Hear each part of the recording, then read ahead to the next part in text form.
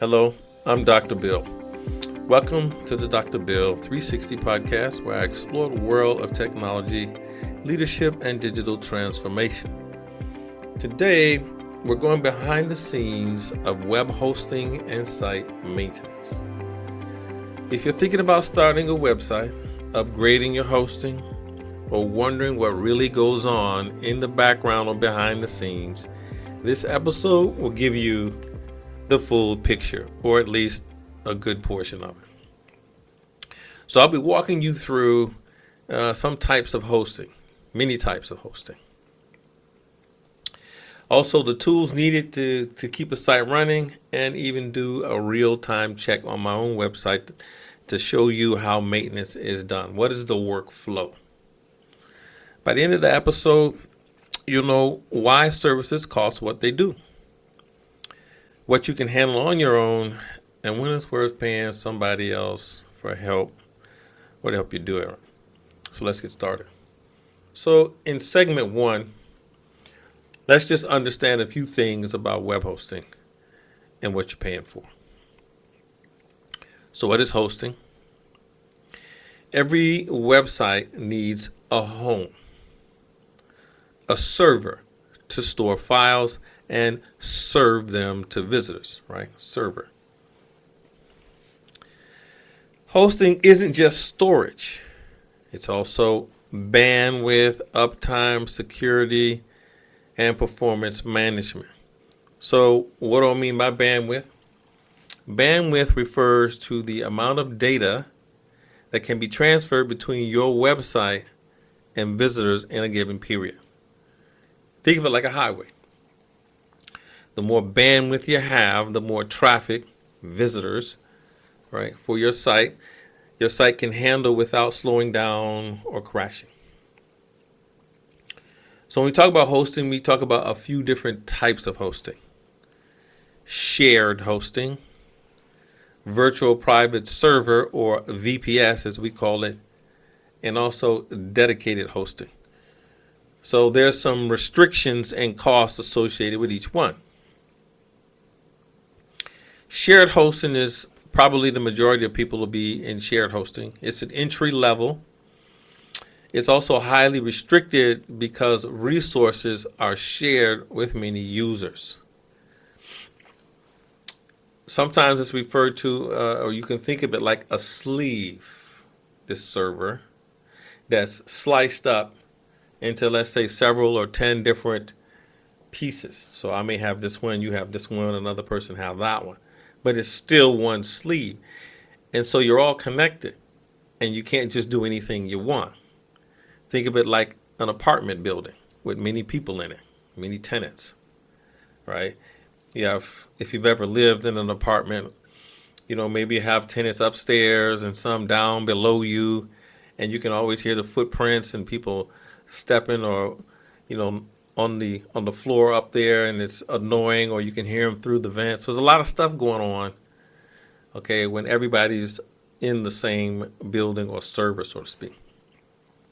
So your access is limited, no advanced configurations, or no SSH secure shell, right? It's limited.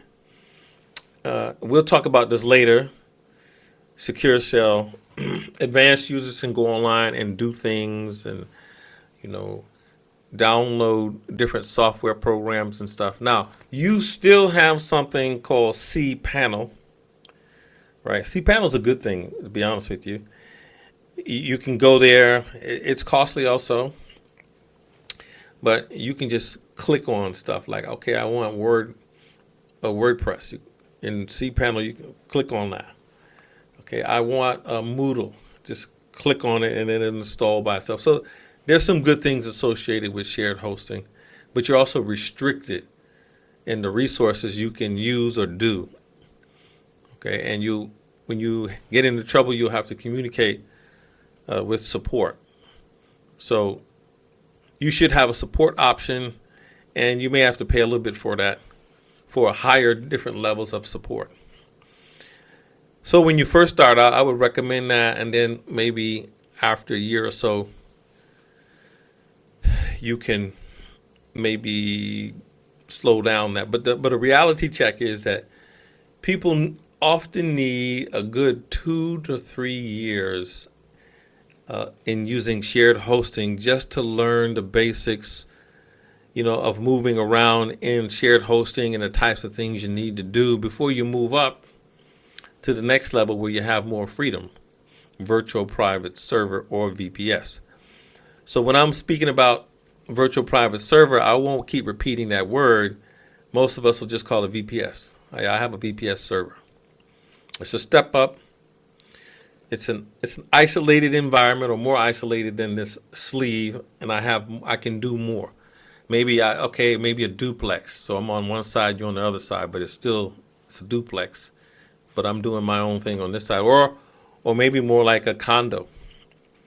Okay, maybe I don't own the condo, maybe I do, maybe I bought it, maybe it's mine. But I have more flexibility, but there are still some shared elements, right? Even in a condo, right? I may own it, but maybe the gym is shared, or we have to pay for the landscaping. So virtual private server is where I am. This is where I hang out at. There's a lot of flexibility there. You get more access, but you still don't have complete control like dedicated hosting or a server.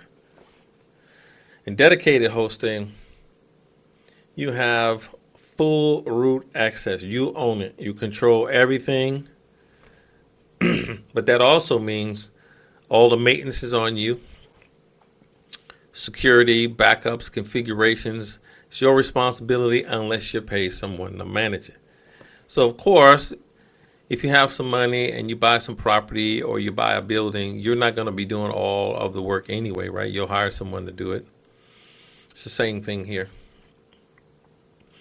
Right, you buy a building, no one's expecting you to be sweeping, painting, and doing the landscaping, right? So managed hosting versus self-managed hosting.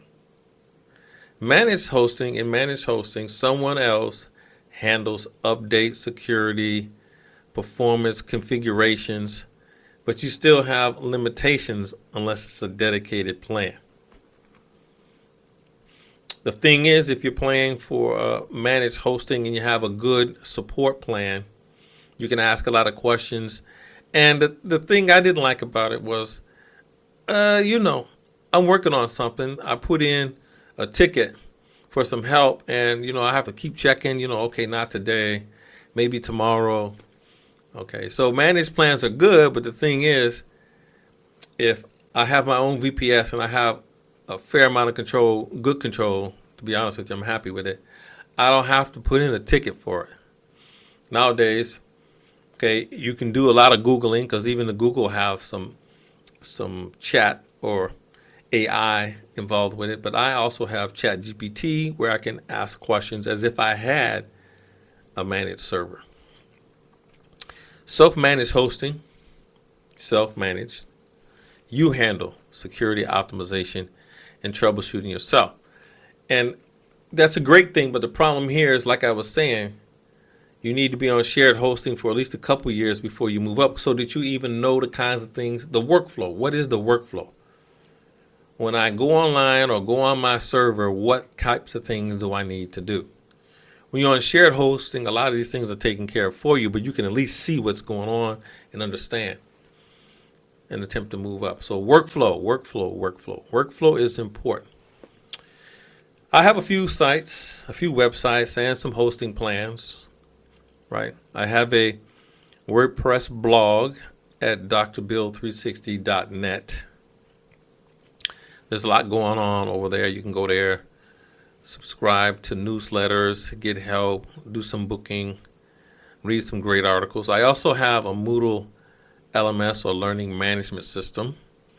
I have it, and I have some things there, but I'm not really using it like it could be used. https ciwlearning.net/Moodle/ so Moodle.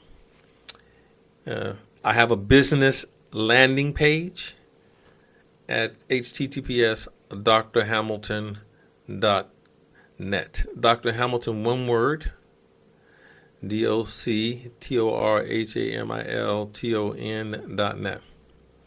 Go there. I have some qualifications, some other stuff, some bookings, and links back to Moodle and other places, and a few other developer sites. So if you're considering launching a website or upgrading your hosting, you can explore different options at my GoDaddy reseller site, store.360web.drbill360.net.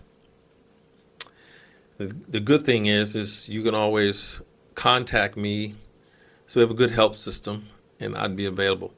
But the real question is, what actually goes into maintaining a website, the workflow.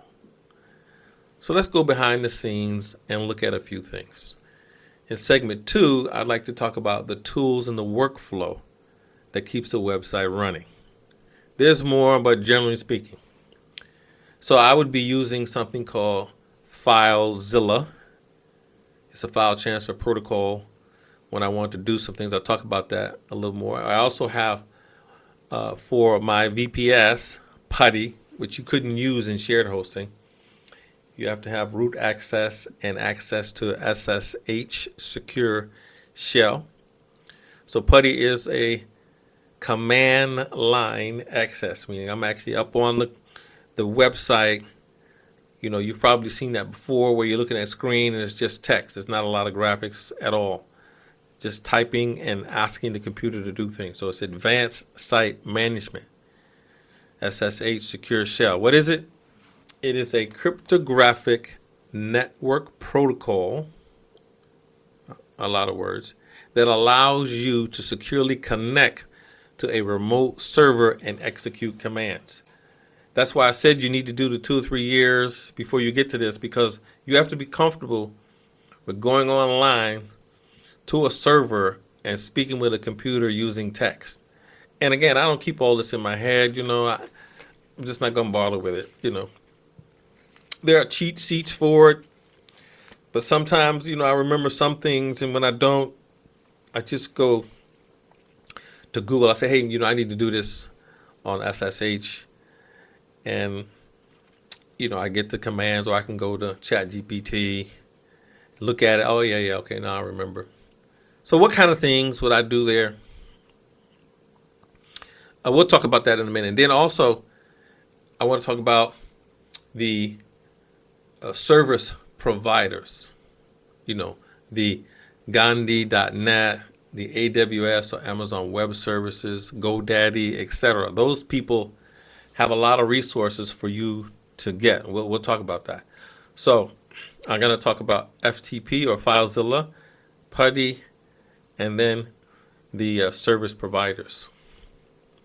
So FileZilla, what is it? I use it for uploading files and basic site maintenance, not advanced. So if I don't want to go online and do all that command line stuff, I'll just fire up FileZilla, transfer a few files.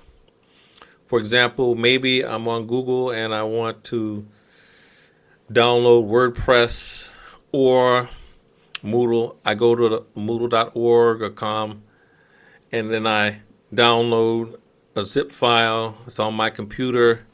I go to FileZilla. I find it on my computer and transfer it up to my remote server in a particular folder that now, later, I can actually go online in PuTTY and do some command line stuff. So let me show you what it looks like. What FileZilla looks like. So this is FileZilla. If you look in the upper left-hand corner, you can see the red with the white FZ, FileZilla. That's classic. I have it pinned on my desktop. So what you're looking at is on the left side here, this is my laptop or computer. All right, this is just like your file program explorer. This is my laptop, the local computer with files on it. The right side over here is the remote server. Right now it's not connected. So if I want to connect and do some work, some basic work, like I mentioned earlier, I go to my site manager and find the particular domain I want to work with. So let's say drbill360.net. And over on the left side are all the things that I need. I need to know what is the name or a location of the host, Dr. Bill 360, that I want to go to. I put this information in it. There's some usernames and key information, secure information that I'm going to black out here. And then I connect. As you can see up in here, some things are going on with connecting to the site. And as you can see here, now I'm up. I'm up in the site. Okay, and again, another file system.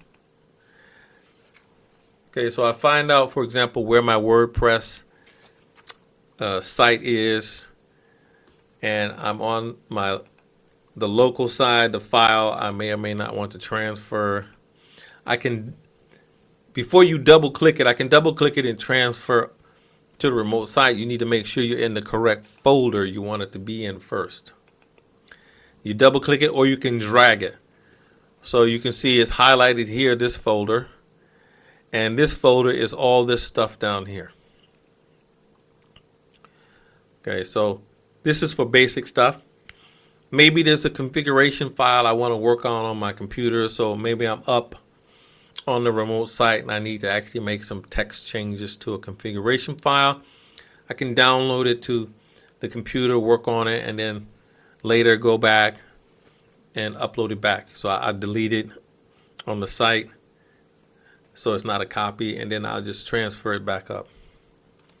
A lot of times I won't delete it up on the side, I'll just change the name and keep it there in case something go wrong with the folder or with the file I just made.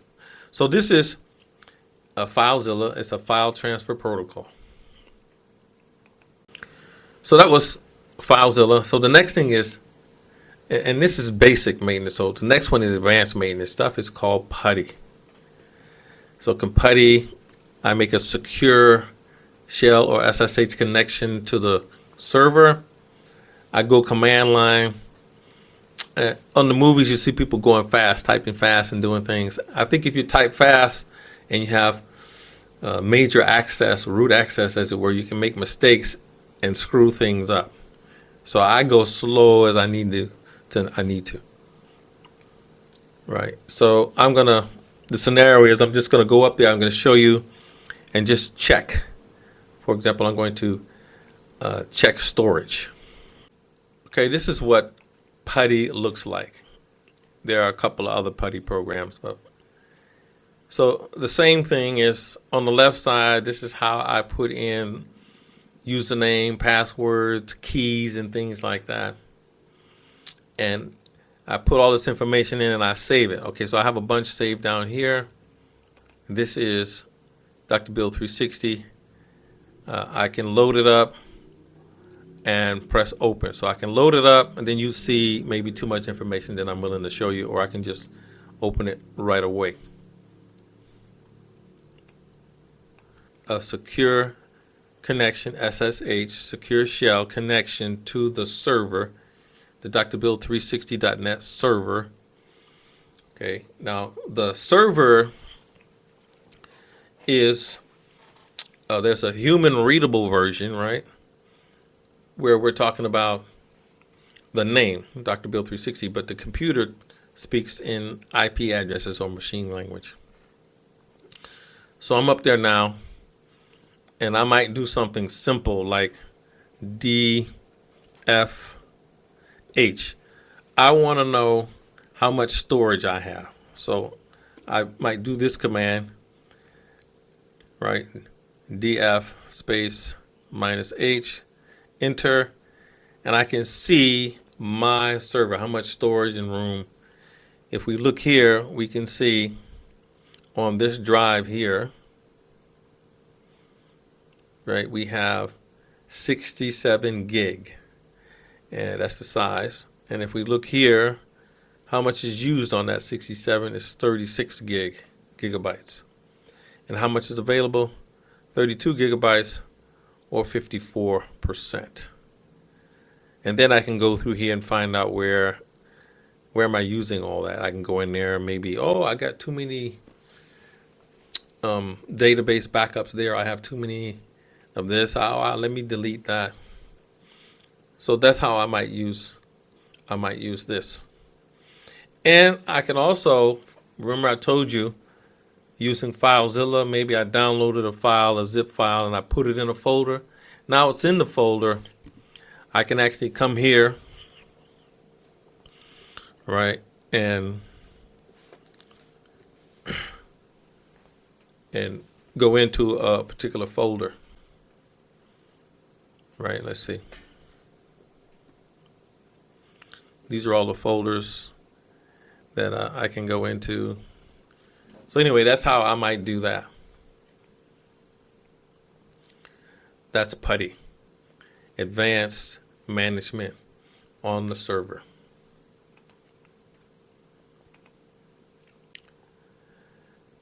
Okay, so one of the other things I would do is I would actually go to the owner of my website. I may have different service providers for different, like blogs or Moodle or some of the other things. For example, like I said before, Gandhi.net, I have a lot of stuff there. I have stuff at AWS, Amazon Web Services is a different thing.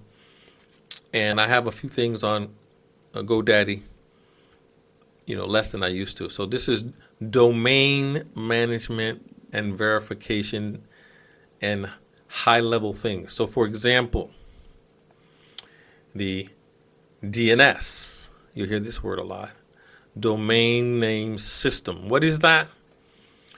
So it is the internet's address book. So all these websites and things out there, it translates the human readable name, the one I buy, for example, Gandhi, one of my sites, GoDaddy. You buy a domain name, for example, drbill360.net. You go to one of these sites, you check and see if the name's available or not. You say, okay, I like that one. Okay. Is this what my business or my brand intends to do? So don't just get any name, right? You look there. So you get a domain name. Now you own the name, but it's not attached to anything. So these service providers, you can purchase an entity, right? Sometimes they have to spin up or provision. So you have to look through, okay, I want a small one, I want a medium-sized one. What am I going to be doing? And later I will be telling you that you're going to be doing lots of backups. So you say, well, I'm only going to be doing this. I'm just going to get this small one. But if you're doing a lot of backups, this small one's not going to be any good. If you're on shared hosting, it could be a chore to reprovision or get more storage. So think about that.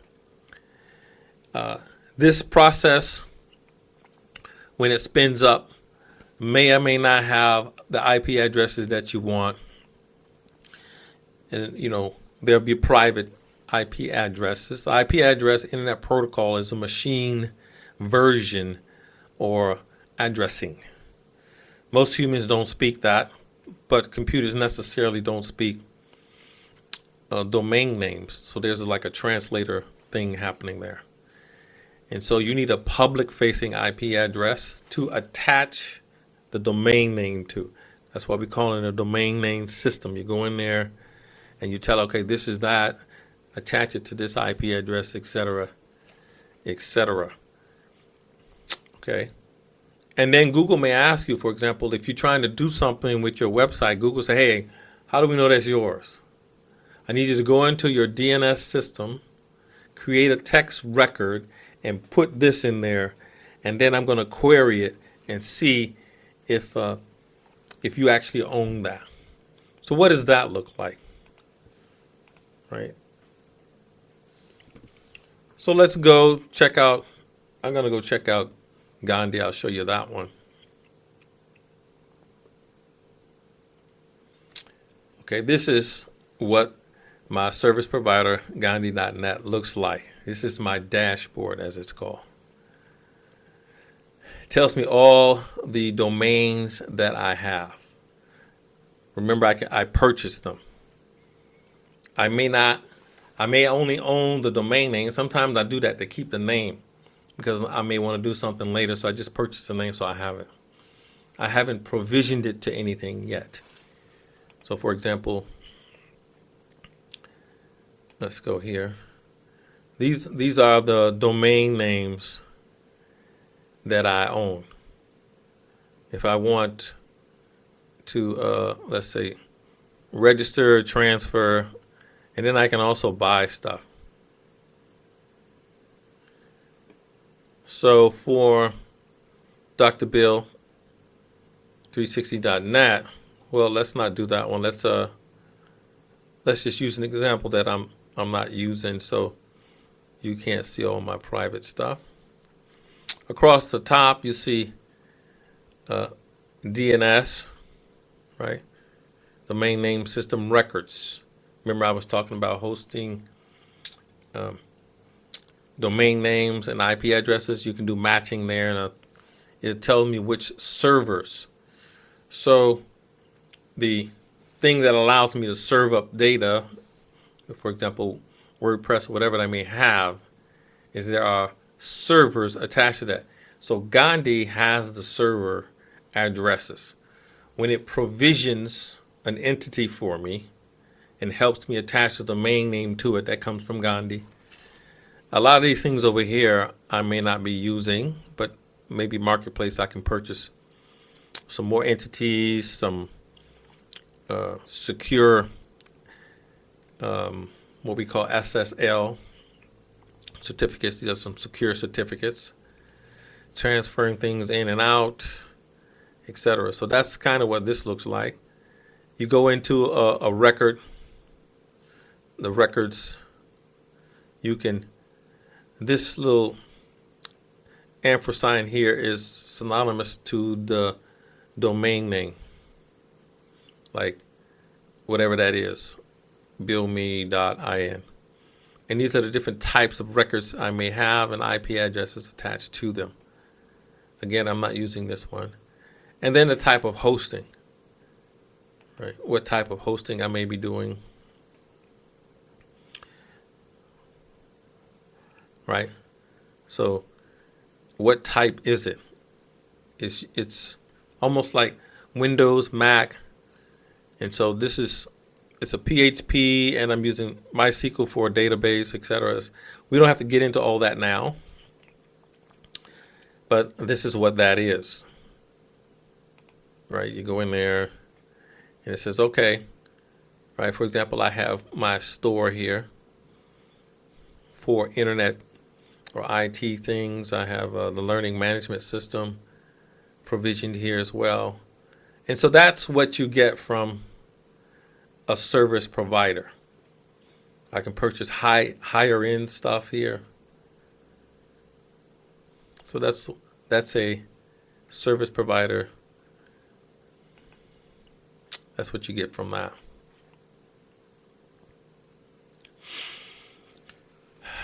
So this is why hosting just isn't about storage, right? It's a process, your workflow, right? How do you do security? How you do performance, backups, and monitoring. It's all part of the cost that you'll be incurring. Now, initially, you want to get up cheaply, but you have to have an idea what it is you want to do.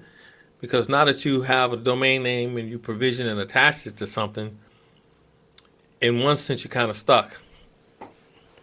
If you didn't purchase the right thing, then you have to do it again. But that's why I said shared hosting is not a bad thing. Shared hosting means these things done for you. You can just undo it. Say, I didn't like that. Kill it. Delete it. Unprovision it. Terminate it. Let me try again. You can do that. So I do that with VPS as well. Sometimes I start something, I go, I didn't like that. Kill it. Terminate it. So now in segment 3, I want to do a real-time website health check workflow. What do I do when I go up there? So I'm going to go behind the scenes in my WordPress site, and I'm going to kind of show you, my workflow. I'm not going to show you all of it because it'd take too long.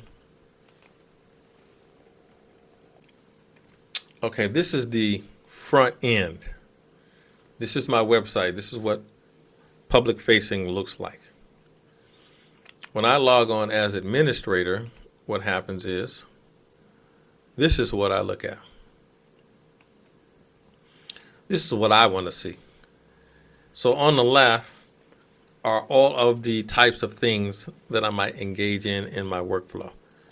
So initially I come up here, it's telling me what kind of actions up at the top here is happening. It's telling me I have some past due actions. It's telling me, hey, you've been doing a good job. You need to do some more optimization, performance things. I can do a quick post if I want. And there's some quick things here, some news and things like that. But a lot of times I come over here when I want to post something. You can see post, make a new post. That's where I'll hang out.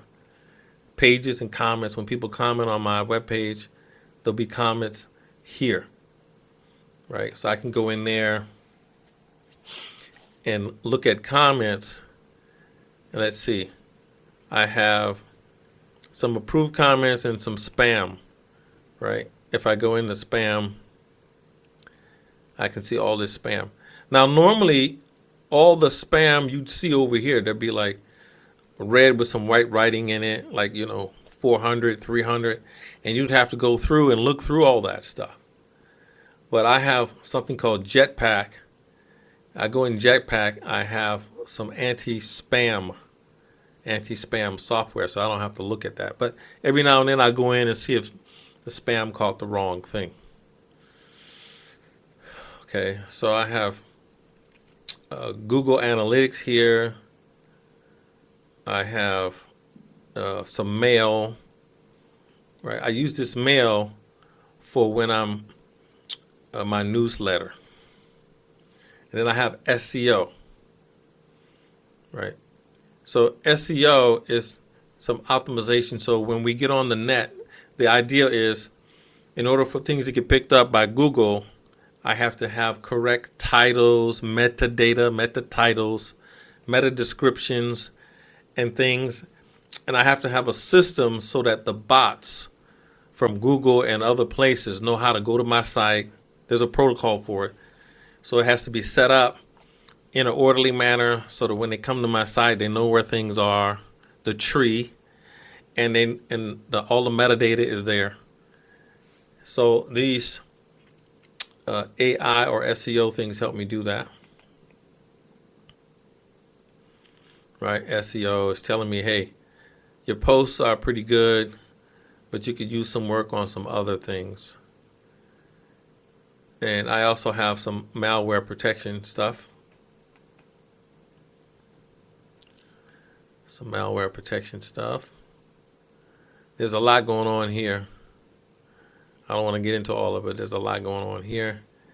And then backups. You have to do backups. See, when we talk about spam, when we talk about performance, when we talk about storage, database, and optimization, you have to do backups because it's not a question of if your site is going to go down. It's more of a question of when.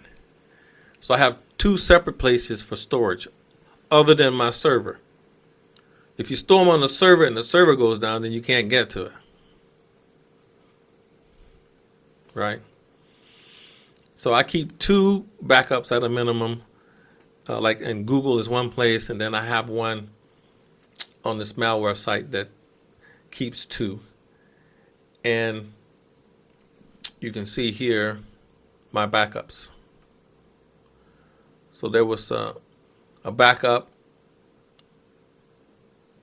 today or yesterday, but then the day before that, it backed up not only my database, but the plugins, the themes, and uploads and things like that. So if you do a lot of work and you create new content, plugins or software, a plugin is like when you on your Windows computer and you buy some new software, right, to load on your Windows computer. A plugin is like that to WordPress. So this is WordPress. So I saved the WordPress database that has the majority of the stuff, plugins and the themes. The themes are like, what does your house look like? Or what does your site look like, right? For a house, do you want it to look red and white, blue and gray? Do you want this on it? How you want it to look, that's a theme. So it saves my themes and uploads any files I may have, images and all that kind of stuff. It takes up a lot of room. That's why I say you have to think about what you're trying to do. So when you purchase or provision an entity, it has enough storage on it. So I keep a minimum of 2, but you see there's 2 and this little piece here.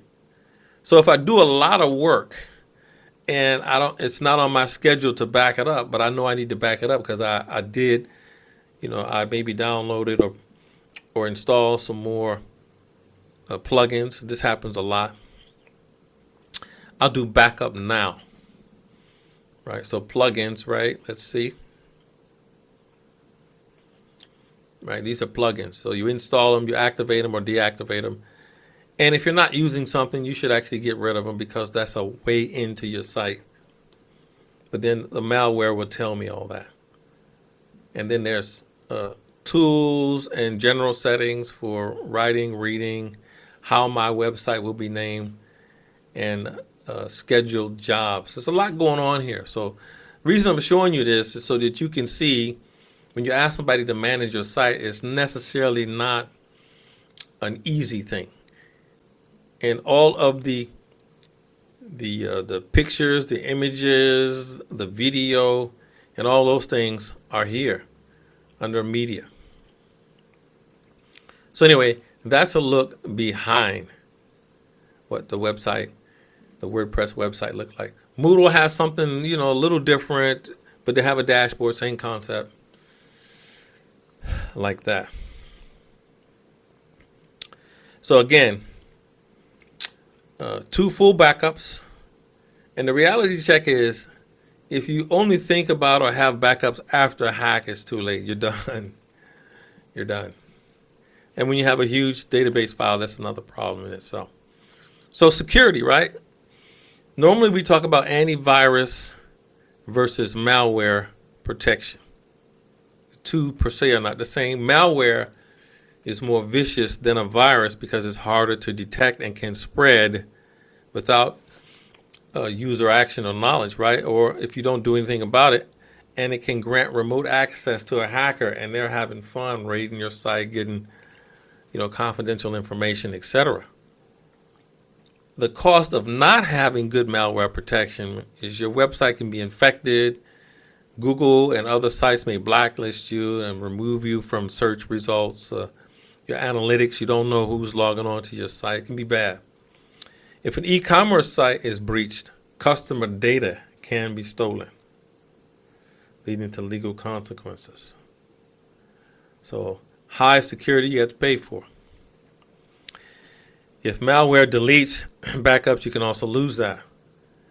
And let's see. Malware can include antivirus or viruses, but viruses are not necessarily malware, something like that. So malware and some software can detect antivirus, but not malware. Some malware protection can detect malware, but not actually root it out, as it were. We don't say necessarily delete it or get rid of it, they root it out. So some of these programs say, oh, we detect malware. Yes, you do. And then when you have it and say, hey, my software detected malware. Yes. Okay. How come it didn't get rid of it? Because it only detects it. Well, how do I get rid of the malware? Okay, we'll put you over to the tech side. Yes, what do you need? I need to get rid of some malware. Your software detect. Okay, so you want a rootkit. Okay, that'll cost you $144. What? You could have go ahead and paid for that in the first place for a whole year and be protected, for it detects and roots out. That's what you want. Okay. And it may include general antivirus stuff, but Jetpack also does that. Jetpack is where I have my anti-spam software. So anyway, I'm talking about a lot of different stuff. So this is why I'm telling you, this is the price you're paying for. So when you get, a site and it say it costs this much, there's a lot more than just, okay, I have a WordPress site and you don't know what's going on behind the scenes. Someone has to take care of database provisioning and security. Someone has to do it. Right? So let's recap here. We covered what hosting is not, the limitations of different plans, right? You'll start out on shared hosting for about 3 years. You may be tempted to do less, but you need to understand all these things I've been talking about before you attempt to move up. Will you make mistakes when you move up to VPS? Sure, because the first thing you're going to notice is you provision the thing and it's just sitting there looking at you. Yeah. Because you have to do something. So all those things you learn when you're in shared hosting, right? Like cPanel. You can install a cPanel, but if you install cPanel on your VPS, you'll probably be paying about $45 a month. He said, no. I'll do that myself. I don't need to pay extra for that. Right. So this is why maintenance is crucial. This is one of the reasons why I wanted to do this, to show you what goes on. We went behind the scenes. We used tools like FileZilla, right, for simple basic maintenance. We used PuTTY for advanced maintenance and command line.